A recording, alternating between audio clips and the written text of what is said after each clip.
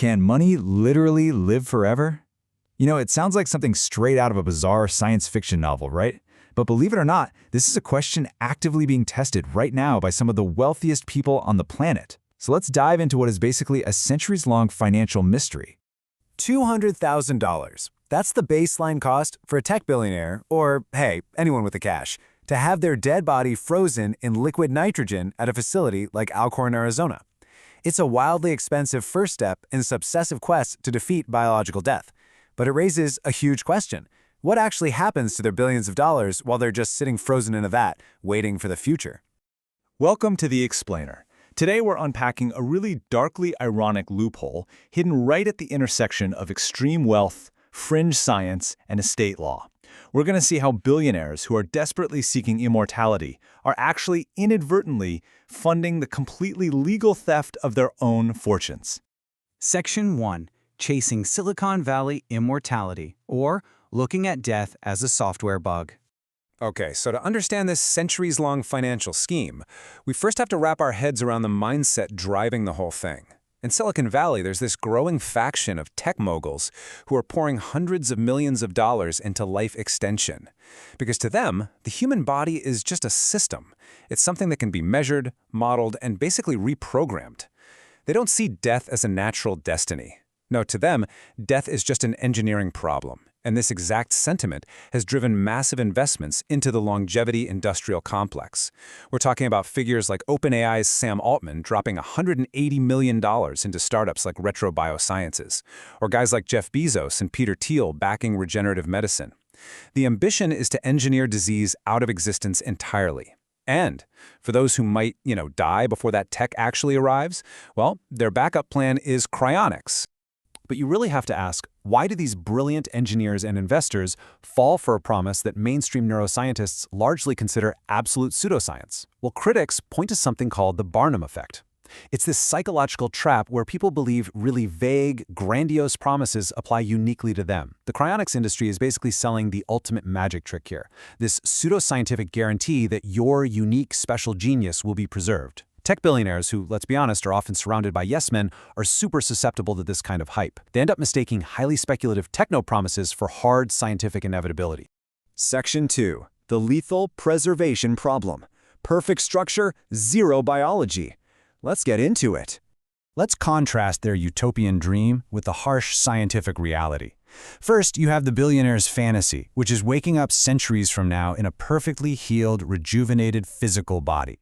But then there's the actual scientific reality. You see, the most advanced preservation methods we have right now, like chemical fixation or plastic embedding, they do perfectly preserve the physical structure of the brain. But, and this is a massive but, they use brutal, literally lethal cross-linking chemicals that permanently destroy any biological viability. It utterly precludes any hope of future biological revival. Their biological bodies will be irreversibly, permanently dead. So, let's trace exactly how this is going to play out chronologically. At year 0, the patient undergoes legal death and lethal chemical fixation. Then, decades pass in a frozen vat. Because biological revival is literally impossible due to that toxic preservation process we just talked about, future scientists are going to be forced to pivot to a highly speculative concept called whole brain emulation, or mind uploading. That is the only remaining backup plan. They have to destructively scan the frozen fixed brain and boot up the data in a silicon computer, or maybe a robotic wetware body. They literally intend to bring their data to life as a software me program. Section 3. Waking up as a copy. Let's talk about the metaphysical paradox. This brings us to a massive metaphysical loophole. Bioethicists and philosophers strongly debate what's known as the doppelganger, or the "it's just a copy" problem. Think about it. If a machine destructively scans your brain's data and boots it up in silicone, the general consensus is that the original person still died. They faced whatever afterlife, or lack thereof, awaits them.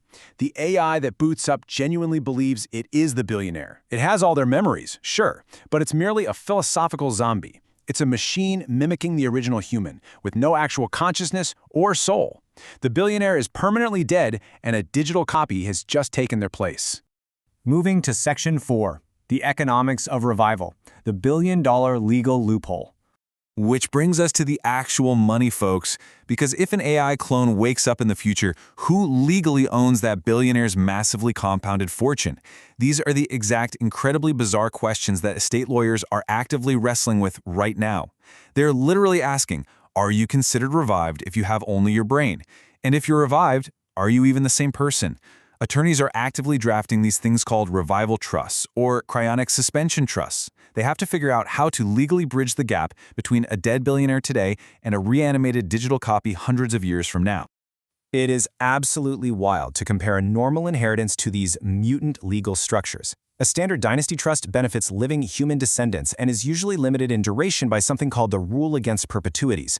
But a cryonic revival trust? Oh, it leverages specific tax haven states that have entirely repealed that rule. This allows the trust to compound wealth indefinitely, across centuries. And crucially, there are no living human family members left to enforce it. It's overseen entirely by a specialized administrative bureaucrat called a trust protector.